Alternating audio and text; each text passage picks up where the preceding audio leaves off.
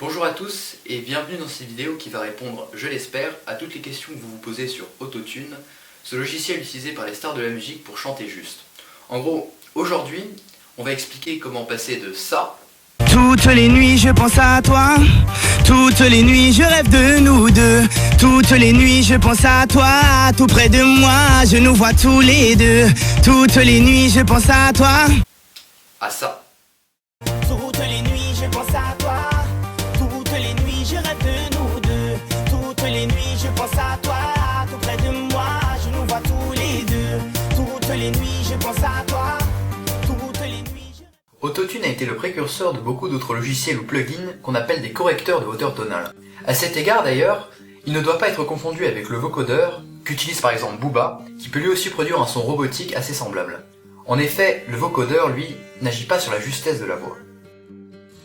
Pour la petite histoire, Autotune n'a pas du tout été créé par un technicien du son. Son créateur est en fait un ingénieur pétrolier du nom d'Andy Hildebrand. Ce dernier avait inventé une formule appelée l'autocorrélation qui permettait de détecter les roches susceptibles de contenir du pétrole. Et c'est là où ça devient intéressant.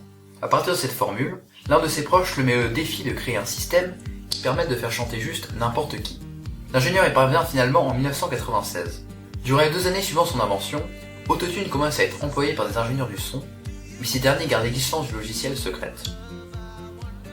C'est finalement la chanson Believe de Cher qui va révéler l'existence du logiciel au grand jour en octobre 1998.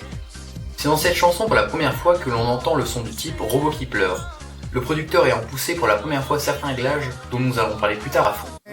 À partir de là, ce son de voix si particulier va se répandre dans plein de genres, et plus particulièrement dans le rap US. Mais ça, vous le savez. Alors, Autotune, comment ça marche? Pour le comprendre, il va falloir définir ce que chanter juste veut réellement dire. Chanter juste, cela veut d'abord dire chanter une note juste qui soit juste en elle-même, c'est-à-dire émettre un son à une des fréquences qui correspond à une de nos 12 notes de la musique occidentale. Mais cela veut également dire chanter des notes qui sont contenues dans une tonalité qui correspond à la chanson. La tonalité, je m'adresse ici aux non-musiciens, c'est en gros la gamme à 7 notes dans laquelle on va piocher les notes que l'on va utiliser dans notre morceau. Ainsi, dans Autotune, on détermine la tonalité, key en anglais, dans laquelle on veut chanter, et le programme aligne ce que l'on chante sur les notes de la tonalité choisie. En gros, quand vous chantez une note, Autotune la rend un peu plus aiguë ou un peu plus grave, afin que celle-ci corresponde à une note de la tonalité.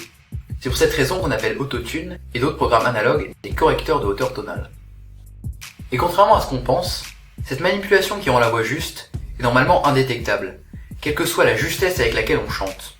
Le son robot qui pleure que l'on entend est donc pas directement dû à l'usage de cette correction. Ce sont certains réglages du logiciel qui donnent cette voix métallique, notamment ce paramètre qui détermine avec quelle vitesse en millisecondes la voix s'ajuste à la musique. Mais ça ne veut pas dire que toutes les personnes qui emploient ce type de voix le font pour des raisons purement artistiques. En fait, on a dit qu'Autotune pouvait faire chanter des notes justes à quelqu'un qui chante faux sans que l'on entende la modification. Mais chanter juste ne fait pas de vous en soi un bon chanteur. Il y a 1 milliard d'autres critères qui font que votre voix est belle et agréable à entendre. Le charisme, l'intonation, le timbre. Ainsi, de nombreux chanteurs utilisent cet effet métallique pour cacher le fait que leur voix n'est pas ses qualités, comme Jules ou Colonel Rayel par exemple. Mais d'une manière générale, beaucoup de voix d'artistes sachant réellement chanter sont corrigées grâce à Autotune ou d'autres techniques y ressemblant.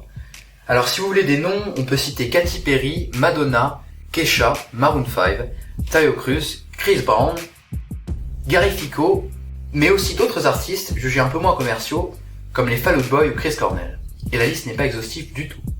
Se faire corriger la voix n'est pas forcément un choix des artistes d'ailleurs. Beaucoup d'ingénieurs son ont simplement pris l'habitude de faire en sorte qu'une voix soit parfaite. Pour faire une petite parenthèse, il est également possible de faire en sorte qu'un instrument soit parfaitement en rythme, pas forcément la voix d'ailleurs. Il est donc facilement imaginable que les voix des rappeurs soient corrigées pour être exactement en rythme, et dans le milieu du rock, pas mal d'artistes reconnaissent que le batteur, le bassiste ou le guitariste ont été retouchés pour être parfaitement calés dans leurs albums.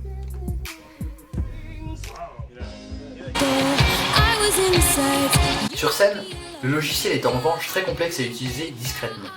Si on ne gère pas parfaitement les réglages, il peut s'entendre très facilement. Cela se serait notamment produit à un concert de Taylor Swift. Les ingénieurs son préfèrent donc avoir recours au playback ou à des techniques à peu près équivalentes. Par ailleurs, il doit faire attention à le couper au bon moment. Pour vous restituer l'extrait dans son contexte, on voit Kanye West insulter un des membres de son public qui lui avait jeté une pièce. Petit problème, Autotune n'était pas coupé.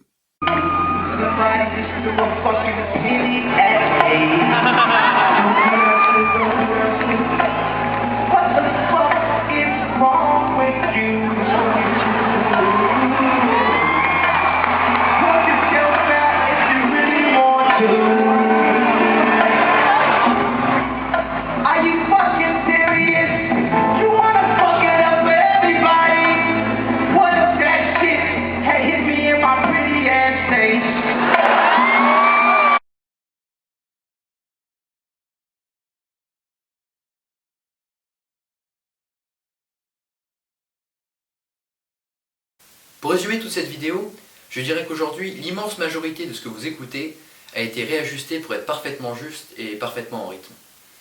A l'instar des méthodes que l'on utilise pour embellir les mannequins sur les photos, ces techniques numériques feront bouger nos conceptions de l'esthétique. La perfection rentre dans la norme, quitte à ce qu'on s'éloigne d'un rendu un peu plus humain. Est-ce que cette évolution est une chose positive ou une chose négative? Votre sensibilité, vos conceptions de l'art vous feront pencher pour l'une ou l'autre de ces deux réponses. Ce qui est certain, c'est que la majorité des artistes issus de la musique mainstream ou d'autres musiques pas forcément très commerciales ne va pas se séparer de ces techniques. Sachez quand même que ces méthodes ont cependant de faibles chances de devenir générales. Aujourd'hui, de très nombreux artistes, labels, producteurs, issus de genres musicaux très divers, clament qu'ils refusent d'employer autotune ou de manière générale de corriger de manière excessive les instruments élaborés. C'est sur cette petite conclusion que s'achève cette vidéo. Je vous invite à aimer et à vous abonner si ça vous a plu. Et si vous voulez ajouter des choses, si vous n'êtes pas d'accord avec moi, eh bien je serais ravi de pouvoir débattre avec vous.